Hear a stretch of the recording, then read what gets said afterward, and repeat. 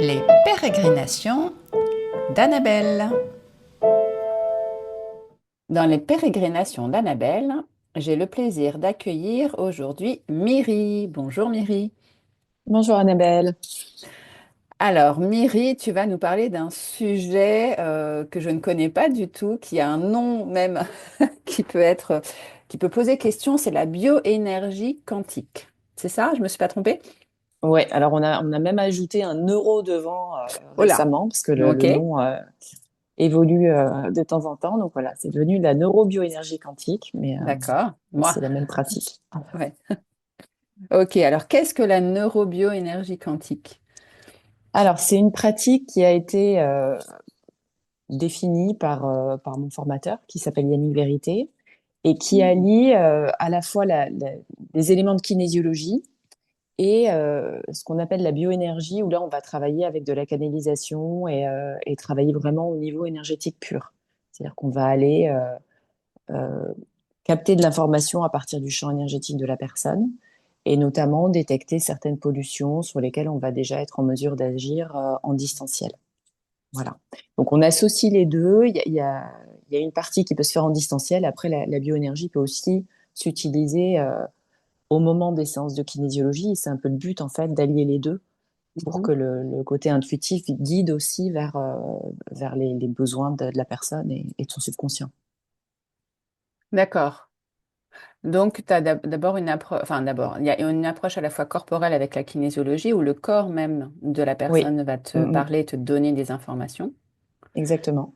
Et également, pour compléter ça, plutôt dans le champ énergétique de la Oui, personne, tu vas aller prendre des informations. oui, tout à fait. OK. Alors, moi, une question qui me vient comme ça, c'est que, et je pense peut-être pour nos auditeurs qui ne connaissent pas forcément le fonctionnement de l'énergie, Mhm. comment est-ce que tu vas avoir accès à ces informations? Comment tu les reçois, en fait, ces informations sur le plan énergétique? Alors, en fait, ça dépend vraiment de chaque personne parce qu'on a tous nos manières de capter les informations. On a Mhm. tous ben, notre intuition va reposer sur nos sens quelque part. Donc, certains vont avoir plus tendance à recevoir des images. Parfois, ça va être plus des mots. On est souvent beaucoup connecté au ressenti aussi. Il y a aussi ce qu'on appelle la claire connaissance, où en fait on a comme un téléchargement d'un ensemble d'informations directement. Enfin, voilà. Et en fait, voilà, selon les personnes et selon le moment où on pratique, enfin, je sais que pour moi, ça peut être très très variable. Hein. Mhm. J'ai souvent des images qui vont arriver en premier. Il y a une énergie qui va se dégager de ces images. Parfois, je vais entendre des mots. Donc, il va y avoir vraiment un mix de plein de choses. J'ai même parfois des odeurs. J'ai la claire olfaction qui va se Mhm. développer aussi parfois. Et en fait, c'est un petit peu comme un jeu de pistes ou plein de petits indices qui arrivent au travers de toutes ces transmissions. Et moi, la manière dont j'aime bien procéder, c'est échanger avec la personne sur ce que je capte, lui dire ce que je ressens et comment j'aurais tendance à interpréter, mais sachant que le côté un petit peu difficile et comment dire, enfin, qui peut être un petit peu ardu et complexe, ou, enfin, je ne veux pas dire dangereux, mais c'est vraiment l'interprétation de ces Oui. signaux. C'est on peut tomber dans une interprétation qui est totalement fausse. Mm. Et donc, c'est pour ça que j'aime bien être très prudente là-dessus et j'aime bien échanger pour que la personne puisse participer. Et parfois, c'est vrai que certains signes n'auront pas de signification pour moi. Et quand je vais en parler, la personne va me dire, ah ben non, moi, ça m'évoque telle ou telle chose. Et donc, on va arriver à reconstituer l'histoire ensemble. Oui. Oui, je comprends ce que tu dis dans le côté où tu es prudente parce que c'est vrai qu'on a tous nos filtres et dans l'information que tu reçois, c'est de pas y mettre toi, ton filtre, ton propre filtre, même dans l'interprétation, dans la lecture que tu vas faire de ce signe, mais de le livrer tel quel finalement à la personne, puisque bah, comme tu viens de le dire, elle, ça va lui parler alors que toi, pas forcément. Et c'est Tout bien à d'aller fait. vérifier en fait. Comme ça te permet aussi d'aller vérifier auprès de la personne que l'information que tu reçois, elle est juste pour elle. Ouais. Alors parfois, il peut arriver qu'on ait des informations qui arrivent et qui disent absolument rien à la personne. Mm. Mais parce que c'est un moment où elle a besoin d'aller déclencher quelque chose, ça peut prendre un peu de temps pour que tout d'un coup les choses prennent du sens. Mm. Mais bon, quand c'est comme ça, on échange, elle a l'information et puis après on laisse faire. Et voilà, il n'y a pas Mm. plus Ouais, c'est pas plus compliqué que ça, entre guillemets. d'accord. Oui, parce qu'après, elle peut cheminer aussi, après la séance, de son Complètement. côté, avec cette information. Donc, Ouais, et elle chemine généralement quand on fait une séance en énergétique. On parle généralement de 3 semaines d'intégration. mhm. C'est généralement 3 semaines, mais ça peut prendre plus de temps aussi. Donc, ouais. Et- Ouais, donc 3 semaines après une séance. Donc, la séance, tu disais que dans un... Comment ça se passe? Est-ce que tu fais les deux en même temps? Est-ce que tu as je sais pas, peut-être un protocole où d'abord tu vois la personne à distance, après tu la reçois? Comment ça se déroule? Alors, généralement, on fait une première connexion à distance. On va Mhm, regarder si certaines pollutions ressortent, qu'on pourrait déjà corriger en amont. On va déjà aller chercher des informations sur la problématique qu'elle veut aborder. Ensuite, bon, il y a une restitution suite à cette séance. Ensuite, on fait une première séance en présentiel où là, on va aller regarder des paramètres plus physiques, entre guillemets. mhm, C'est-à-dire qu'on va... En fait, le principe, c'est que le cerveau va avoir du mal à mobiliser son énergie sur de l'émotionnel s'il doit mobiliser beaucoup d'énergie pour maintenir l'équilibre de l'organisme. d'accord, Donc, oui. nous, on va faire cette première séance pour voir s'il y a des déséquilibres flagrants ou des choses qui vont nous permettre de dégager l'énergie pouvoir la réemployer plus tard sur la partie émotionnelle. Donc, alors là, c'est pareil, ça va se faire un petit peu à l'intuition en fonction de la problématique à traiter et de la personne. Mais ce qu'on fait souvent, c'est qu'on va aller regarder l'équilibre au niveau de l'intestin parce Mhm. que c'est quand même assez fréquent qu'il y ait des problèmes de perméabilité intestinale ou de déséquilibre au niveau du microbiote. Donc ça, c'est un paramètre qu'on va quasiment systématiquement regarder. On va aller regarder les surrénales, parce que quand il y a un niveau de stress assez important, les surrénales ont besoin d'être relancées énergétiquement. Parfois, il peut aussi y avoir des dépendances au sucre, donc c'est important de les Mhm. identifier pour que les surrénales puissent être correctement relancées, sinon ça peut poser problème. Enfin voilà, il y a plusieurs paramètres comme ça qu'on va être amené à vérifier. Et donc ça fera l'objet d'une séance qui durera 1 heure, 1 heure ou 1 heure et demie. Mais enfin, l'idéal, c'est quand même de se limiter à 1 heure pour que la personne puisse intégrer plus facilement. Et après, on va aborder la partie purement émotionnelle. Où là, on va pouvoir, avec la kinésiologie, aller interroger le subconscient. Et là, la manière dont on procède généralement, c'est qu'on va faire une espèce de cartographie énergétique. On va aller checker les 14 méridiens. Mhm. On va regarder où sont les déséquilibres et on va affecter ces déséquilibres, soit de l'émotionnel, soit du physique. On va commencer par corriger les déséquilibres émotionnels et ensuite on va regarder ce qui reste et ce qui reste généralement est attribué au physique. Donc le physique c'est plus complexe à corriger, hein, sauf s'il s'agit d'énergétique pure où là on peut corriger. Parfois ça va juste être parce que la personne a besoin de faire un break, de respirer ou parce que son lieu de vie n'est pas correct, pas bon pour elle, d'un Mhm. point de vue géobiologique, par exemple. Donc voilà, ça va permettre de donner des indications sur des petites choses à éventuellement modifier dans le physique pour rééquilibrer tout ça. D'accord. C'est hyper complet en fait comme approche. Je suis en train de me rendre compte parce que parfois on peut aller Ouais, voir différents professionnels. Tu vois, on peut aller voir un énergéticien, on peut aller voir un kinésiologue ou quelqu'un qui va avoir une approche vraiment centrée sur le physique. Et puis on va traiter l'émotionnel avec peut-être un autre professionnel. Et là, finalement, dans ton approche, tu as ces trois-là. Tu as l'énergétique, le physique et l'émotionnel. oui, ouais, oui. Oui, c'est assez complet. Bon, après, là, je t'ai fait un descriptif sur 3 séances. En fonction Mm. des problématiques, ça peut prendre, bien sûr, beaucoup plus de temps. Et puis, on peut être amené à revenir sur le physique. Mm. Et une problématique donnée, parfois, il va y avoir vraiment plusieurs facettes et il va falloir y revenir. Bon, c'est difficile de dire a priori, hein, mais quelqu'un qui a Oui. déjà cheminé, ça va être plus rapide. Quelqu'un qui entame une démarche de travail sur soi, ben, là, il va falloir modifier beaucoup plus de choses, enfin, travailler sur beaucoup plus de choses. Puis, de toute façon, on amène souvent cette image des couches d'oignon hein, Ouais, en tout à fait. énergétique, et c'est exactement ça, c'est que des Mm. choses vont remonter à la surface, on va enlever une première couche, et puis d'autres Mm. choses vont remonter, ou alors il faudra enlever plusieurs couches pour le même thème. Et voilà, donc ça peut être très, très variable d'une personne à l'autre. Ok. Ah ouais, c'est intéressant, hein. Je pense que ça peut être ouais, très très complémentaire, même quand on a des problèmes physiques, tu sais, des désordres un peu physiologiques dans l'organisme. Je pense que ça peut être intéressant. Et ça m'amène à me questionner, quelles sont les raisons pour lesquelles on peut venir te voir? Est-ce que, par exemple, tu parlais tout à l'heure de problèmes digestifs. Est-ce que si on a des problèmes digestifs, ça peut être une raison pour venir te Oui, consulter? c'est complètement, c'est des approches. En théorie, on peut tout traiter, en fait. Après, Mm, tout va dépendre de la part de physique et de la part d'émotionnel qu'il y a. mhm, Après, on a tous nos affinités, je pense, et les ouais, choses sur lesquelles on est plus efficace ou ça va mieux fonctionner. C'est vrai que moi, j'aime bien travailler sur les problèmes de fond. Je me suis orientée plus sur la problématique de la fatigue, donc fatigue persistante, fatigue chronique. Et sous la fatigue, il peut y avoir plein de causes différentes, hein, mais souvent, on va quand même avoir des connexions avec les conditionnements qu'on a eus, les expériences enfants, hein, mm, les traumas, entre guillemets, même si on peut parler de traumas, de petits traumas, j'ai envie de dire, ce qu'on appelle les small t traumas en anglais. Euh, donc voilà, moi j'aime bien aller sur ces problématiques de fond, donc qui vont nécessiter des accompagnements qui vont être certainement plus longs, mais on va aller gratter un petit peu. Donc ça veut dire des profils de personnes qui n'attendent pas, enfin, dont la demande va pas être de travailler sur quelque chose de superficiel sur lequel on attend un coup de baguette magique et ça va être mm, réglé en une séance, quoi. Voilà, mhm, mhm. c'est un petit peu ça. Mais après, l'approche peut être adaptée à tout type de problématiques. Et j'ai des collègues qui travaillent beaucoup sur des problèmes d'allergie, par exemple, ou oui, de douleur. Moi, j'ai eu à travailler avec des gens qui avaient des pathologies multiples. Mhm. Et quand il y a des pathologies multiples, de toute façon, c'est souvent lié à des problèmes de fond importants.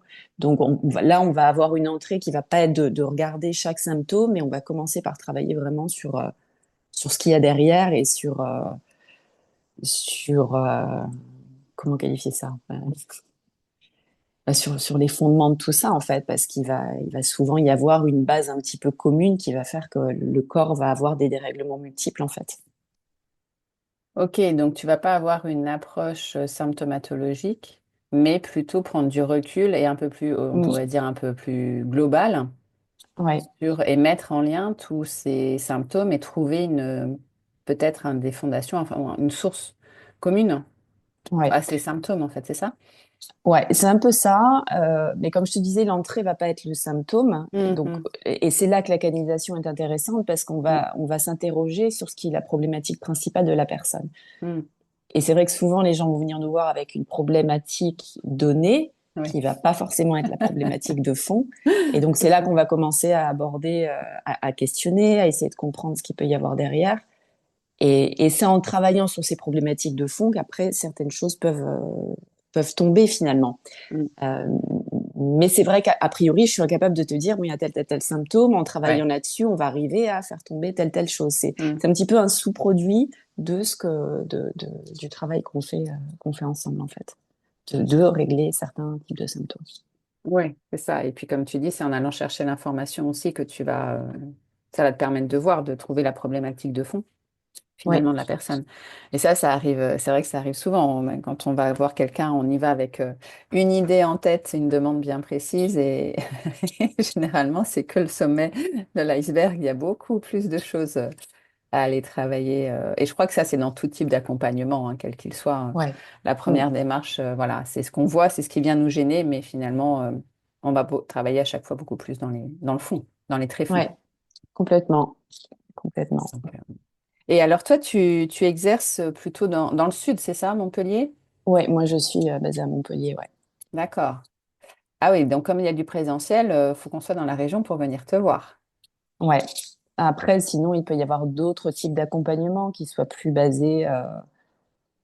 Là, c'est vrai que je travaillais sur la mise en place d'une offre qui pourrait être plus en distanciel, mais là, c'est plus apprendre aux personnes à se reconnecter à leur ressenti et à aller chercher de l'information par elles-mêmes, en fait. C'est-à-dire que Mm, moi, j'ai la possibilité de canaliser.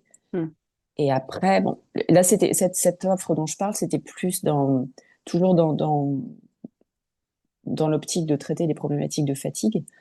Et, et donc l'idée, c'est vraiment d'aider les personnes à se reconnecter à leur ressenti, à leur corps, parce que en séance, je me rends compte qu'il y a beaucoup de gens qui se coupent de leur ressenti, soit parce que on est tellement focus sur l'extérieur, mm. du fait des contraintes de la société, des pressions qu'on peut Mm. avoir, des injonctions qui font que on va toujours être en train de s'occuper de ce qui se passe à droite à gauche, de vouloir être performant, machin. Et au final, on prend plus vraiment soin de soi et on n'est plus vraiment à l'écoute de nos propres besoins. Donc cette reconnexion, elle est hyper importante. Et après, le deuxième type de profil que j'ai eu, c'est des personnes qui sont confrontées à de la douleur et qui du coup se coupent du corps parce qu'il est trop souffrant. Donc là, c'est vraiment apprendre à ressentir d'autres choses au travers de son corps et à prendre conscience que la douleur n'est pas forcément partout. Mm. Donc voilà, il y a toute cette éducation aussi à ça. Donc ça, c'est des choses qu'on peut plus facilement travailler en distanciel.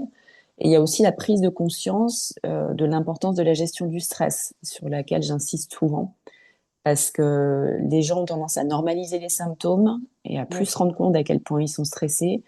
Et là, on en revient à l'importance de la connexion au ressenti pour détecter quand ces indices, ces symptômes de stress apparaissent pour tout de suite réagir. Et pour moi, c'est une routine qui doit être quotidienne, la gestion du stress. Ouais. Et les gens ont tendance à dire, bon, je vais faire du sport une fois par semaine, ça ira bien. Mais non, en Mm. fait, dès que les tensions apparaissent, il faudrait tout de suite agir. Ouais. Oui, puis c'est vrai que je te rejoins un peu dans l'idée qu'on a quasiment normalisé finalement les états de stress parce qu'on doit tellement faire, on doit tellement être productif, on doit tellement, enfin, il y a tellement d'attentes, tellement de choses à gérer que bah, on se laisse pas trop le choix et on se dit non, mais de toute façon, il faut le faire, il faut que je le fasse et donc le stress, bah, je le gérerai quand ça sera, quand ça sera bah, soit le burn-out, soit le corps qui dit à un moment donné non, là, stop, arrête quoi. Mais c'est vrai Ouais, que donc c'est bien, je trouve que tu proposes ces programmes de reconnexion à ces ressentis parce que, alors à la fois comme on disait pour le stress et je trouve parce que aussi on remet souvent à l'extérieur, hein, en tout cas l'autre, le professionnel, un autre professionnel, la capacité de savoir ce qui se passe en nous.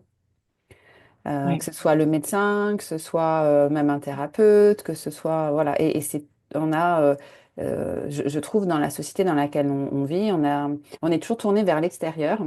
Et comme l'autre est un professionnel formé avec des compétences, eh ben, il sait mieux que nous ce qui se passe en nous. ouais, Alors que bah non, on a tout à fait les capacités de savoir et de sentir déjà. Première chose, c'est de sentir avant même de savoir, de sentir ce qui se passe en nous et après de pouvoir en effet avoir des pistes, quoi. Donc c'est, exactement. Et après, quand on a un petit peu de pratique, j'ai envie de dire, on sent les choses, on sait qu'il y a des choses qu'on est en mesure de traiter soi-même, et on sent quand on a besoin d'aller se faire aider.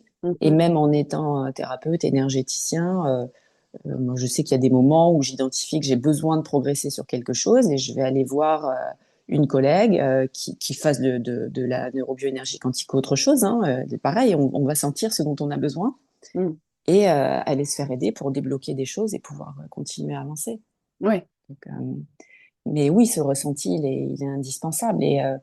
Et même dans des choses du quotidien, enfin, je me rends compte, moi maintenant, que je suis capable de dire à tel moment, j'ai besoin de manger du cuit et pas du cru, par exemple. Alors, ça Mm. paraît basique, mais c'est important parce que le corps n'a pas forcément les mêmes besoins tout le temps. Une tomate crue sera bonne pour toi peut-être en été, et puis en hiver, elle sera pas bonne pour ton corps. Ouais. Et ça, c'est important de sentir ces choses-là. Donc, il y a plein, plein de choses auxquelles on peut avoir accès et dont on se coupe parce qu'on n'utilise pas ce ressenti. Et il faut Mm. savoir que le cerveau seul n'est capable de capter qu'une toute petite partie des signaux que on est capable de capter dans notre globalité. Donc on se ferme à beaucoup d'informations en se Mm. coupant du ressenti. Mhm.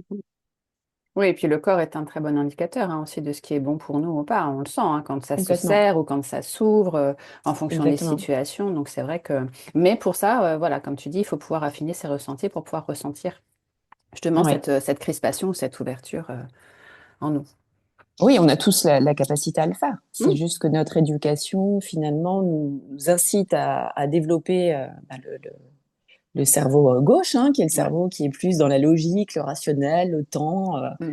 alors que le cerveau, ce qu'on appelle le cerveau droit, finalement, est plus orienté vers justement tout ce qui est subtil. Mhm. Et bah, on a perdu ça au travers du tout scientifique, Ouais, de la pédagogie, enfin de l'éducation qu'on reçoit, mais à la base, l'homme était beaucoup plus proche de la nature et il complètement. sentait tout ça. Il sentait Ouais. En fait, un énergéticien, il a pas inventé l'eau chaude. Hein. Mm. C'est des choses que l'homme est capable de faire naturellement, en fait, Mm. et dont on se coupe. Et c'est ce que je trouve chouette, c'est que enfin moi je sens en tout cas sur les personnes qui sont dans mon entourage proche ou lointain, c'est ce besoin, cette envie de retourner à la source, à la nature, de se reconnecter à quelque chose qui soit plus justement uniquement dans le faire, dans l'agir, dans le travail, hein, mais de revenir à soi et de revenir à d'autres valeurs en fait, en lien aussi beaucoup avec la nature et l'être humain. Ouais, complètement. C'est aussi, moi j'y vois aussi beaucoup la nécessité d'équilibrer les polarités, Mm. puisqu'on est beaucoup dans une polarité masculine dans cette société Ouais, où il faut tout toujours à faire, fait. faire, faire. Et c'est retrouver cette polarité féminine qui est beaucoup plus dans le ressenti et la connexion. Mm, mm. Et, et c'est vrai pour les hommes et pour les femmes, parce qu'on a tous ces polarités. Oui, tout à fait. Et cet équilibre est hyper important. Et on a tous tendance à être déséquilibrés, à être dans du masculin blessé ou du féminin blessé. Mm. Et ça, c'est important aussi de le sentir et de pouvoir l'identifier pour pouvoir retrouver cet équilibre, justement. Ouais. Ah bah super. En tout cas, ça donne bien envie hein, voilà, de venir te voir et d'être accompagné avec toi justement sur cet accompagnement, avec cet accompagnement qui est très, très complet, je trouve, en tout cas assez global. Et est-ce que tu aurais envie de nous dire ce qui t'a amené vers la neurobio-énergétique quantique ou pas? Après, c'est libre à toi. Hein. Oui, je peux, il n'y a pas de problème. Alors, là où j'ai un parcours un peu, je ne vais pas dire atypique parce que je suis pas la seule dans ce cas-là, c'est que moi, je suis ingénieure à la base. Hmm, Donc, j'ai exercé comme ingénieure pendant plus de 20 ans.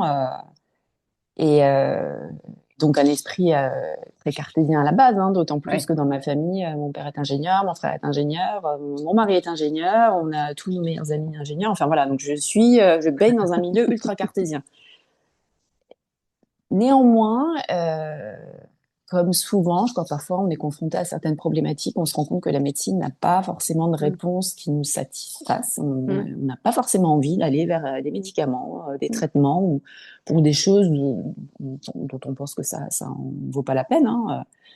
Donc je me suis tournée à un moment donné vers une personne qui était médecin, mais qui était aussi homéopathe et énergéticienne. C'est une personne dont on m'avait parlé. Et je pense que le cadre me sécurisait parce qu'elle était médecin, mais il y avait ouais. quand même ce côté énergétique. Et c'est la première fois que j'ai été vraiment confrontée, entre guillemets, à ça. Alors, l'aventure a été un peu, enfin, c'était un peu déstabilisant pour moi. Mais j'ai pu constater que ça fonctionnait au final, qu'elle avait réussi à régler la problématique pour laquelle je venais la voir.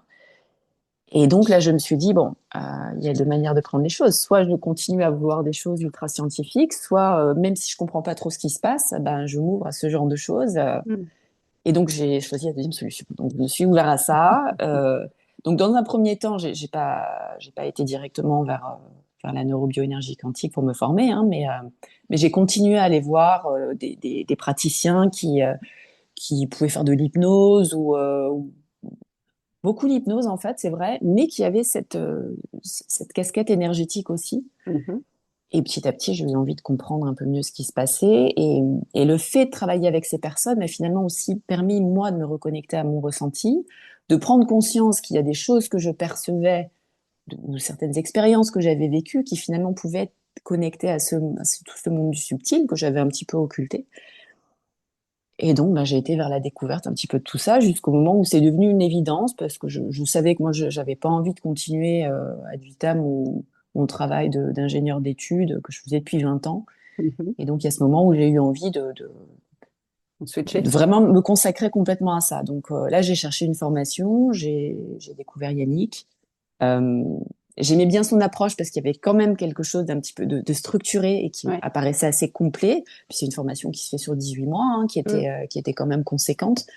Et je ne me voyais pas faire une formation de magnétiseur sur quelques jours et m'afficher énergéticien. Pour moi, c'était pas, ça fonctionnait hmm, pas. hmm, hmm. Donc voilà comment j'ai décidé de me lancer là-dedans. Ouais. Ok, joli parcours. Mais je trouve que c'est intéressant, tu vois, pour les gens qui vont nous écouter, parce que tu viens d'un milieu très cartésien et t'es pas la seule. Et je pense que c'est important parce que enfin, j'ai envie de dire, je dis on parce que je me mets dedans aussi, même si moi, mon approche est complètement différente. Mais ce cheminement-là, en tout cas, des fois, les gens vont dire, non, mais t'es perché. Ben non, je suis pas perché. Je viens d'un milieu cartésien. Il y a des choses, en effet, j'ai besoin de preuves, de rationalité, de choses. Mais je m'ouvre aussi à d'autres choses où je comprends pas forcément tout, mais mon expérience me montre que ça fonctionne aussi, quoi. Exactement. Et le côté cartésien, je le garde, hein, parce que Ouais. je suis de toute façon ingénieure et là, bon, je me suis consacrée vraiment 2 ans à fond à ce projet. Mais là, je vais reprendre deux activités en parallèle, en fait. Mhm. Et, euh, et je me rends compte que j'en ai vraiment besoin. J'ai Ouais. besoin d'avoir ces deux aspects et que finalement, la double casquette me va très bien. Mm. Enfin, je me sens à l'aise avec. C'est vrai que ça a pris un petit peu de temps, de trouver ses repères, surtout quand on décide de franchir le pas et que tout Ouais. l'environnement étant cartésien. Au début, on se demande, oula, qu'est-ce qu'ils vont penser et puis une fois qu'on a passé ce cap-là, finalement, ça se passe bien. Mm. Mais tu vois, comme tu dis, je trouve que ça rejoint cette question d'équilibre. C'est-à-dire qu'on ne va pas forcément être Complètement. dans un seul domaine ou une seule vision des choses, mais on peut avoir ce côté très rationnel et en même temps ce côté plus connecté à quelque chose de plus subtil. Et c'est pas pour... Voilà, c'est un équilibre, c'est pas forcément l'un ou l'autre. Encore une Exactement. fois. Et puis après, l'équilibre, il va dépendre de chacun. Mm. On aura tous des besoins différents. Et donc, c'est vrai que moi, je me faisais la réflexion ces temps-ci, que généralement, quand on commence à travailler dans ces domaines-là, on est obligé d'aborder le côté marketing aussi, parce qu'il faut se Ouais. faire connaître, il faut... Et au final, je me dis, mais en fait, moi, je suis pas une personne qui fait du marketing, je suis ingénieur. Mm. Et donc, c'est aussi ce besoin de retrouver une activité d'ingénieur, c'est que c'est ce qui me correspond, plus que le Oui. marketing. Donc, voilà. Mm. Après, Mm. c'est partager le temps et puis aller vers les personnes qui auront envie de travailler avec moi, mais être dans quelque chose de plus fluide en fait, ne pas être Oui. dans ce côté on va chercher les gens, voilà. Et je pense qu'on a souvent un peu de mal quand on est thérapeute à aller là-dedans parce que on a envie d'aider, on a envie de donner beaucoup et c'est un peu compliqué souvent de passer dans ce côté où il faut aller se montrer, il faut aller Ouais. C'est ça, voilà. il faut aller se montrer. Et parfois aussi, même quand on est thérapeute, on peut avoir du mal à se faire payer parce qu'on a tellement envie de donner que Exactement. voilà, voilà, on donne, mais bon, il faut quand même aussi pouvoir recevoir. Exactement, ça s'apprend aussi, Voilà. effectivement. Voilà. Et Là puis, encore, c'est ouais, l'équilibre, hein, donner, recevoir. Hein. ouais, complètement, Mm. complètement. C'est l'équipe donner-recevoir et c'est aussi important que les personnes qui s'engagent dans ces démarches aient conscience que c'est un investissement qu'elles font sur elles, en fait. Mm. C'est pas, on va pas voir un praticien parce qu'il va nous débloquer tout ça d'un coup de baguette magique. Non, Mm. on s'investit à Ouais. tout point de vue. Et vraiment, on a conscience qu'on va s'engager dans un travail sur soi qui peut être profond, qui est pas toujours confortable d'ailleurs, mais ça, on va pas non plus se mentir, hein. Mais, euh, mais qui apporte tellement parce que quand on évolue, qu'on finit par avoir une autre perspective sur sa vie, être beaucoup plus dans des choses plus fluides et moins dans la résistance. Enfin, c'est plus du tout la même qualité de vie. Ah bah oui, C'est vraiment c'est sûr. des La vie changements est profonds. exactement. Ça rend la vie, comme tu dis, plus fluide, plus belle et plus agréable en fait. Hein. Les choses se passent sans, voilà, avec beaucoup moins de résistance, de blocage, d'obstacles. Tout à fait. Oh bah super, Mary. Merci en tout cas pour ce partage, cette interview qui était très très enrichissante, à la fois sur ta pratique et sur ton parcours. Je pense que ça va parler à pas mal de personnes qui vont nous écouter. Ouais. Ouais, et Et puis ce que j'aurais envie de dire aux gens qui ont un petit peu cette double attraction, c'est de pas avoir peur de ça, hum, en fait. Et moi, je crois que mon secret là-dedans, c'est que j'ai jamais voulu forcer qui que ce soit à adhérer hum, à cette connexion subtile. Chacun est libre de faire ses propres choix, en fait. Et à partir du moment où on est justement fluide et où on cherche pas à convaincre, finalement, ça se passe très bien. Parce que hum. ça peut être agressif pour les gens Oui, de sentir que quelqu'un va absolument vous convaincre que, ou alors que scientifiquement, c'est prouvé hum, que la physique quantique prouve que l'énergétique, c'est ça, ça, ça. hum, Non, en fait, faut rester simple. hum, hum. C'est important de rester simple et de laisser les gens prendre ce qu'ils ont envie de prendre. C'est ça, et se faire leur propre opinion. Exactement. Tout à fait. Et puis, tu parlais de Yannick Vérité, j'en profite aussi pour dire qu'il est quand même relativement connu. Donc, il a aussi une chaîne YouTube. On peut le trouver voilà, facilement pour s'il y a des personnes Oui. qui veulent aussi voir un petit peu, puisque c'est la formation qu'il a faite. Enfin, ce que tu as suivi, c'est la formation des formations qu'il a faites. Donc, voilà, si les personnes ont envie d'aller voir aussi, on le trouve assez facilement. Oui, oui, oui, il est très présent sur les réseaux. Il Mm, fait des mm. webinaires régulièrement, Ouais. qui sont très intéressants d'ailleurs. Donc, Mm, oui, effectivement, mm. ça peut être sympa de se connecter à Yannick, si on Voilà, a envie d'en savoir un petit peu plus. Ouais. exactement. Super. Bon, eh bien, écoute, on arrive à la fin. Donc, je te remercie, Mary. Et Merci à puis, toi. au revoir, Mary. Au revoir, Annabelle. Merci pour vos likes et vos commentaires et abonnez-vous à la chaîne pour être tenu informé des prochaines diffusions.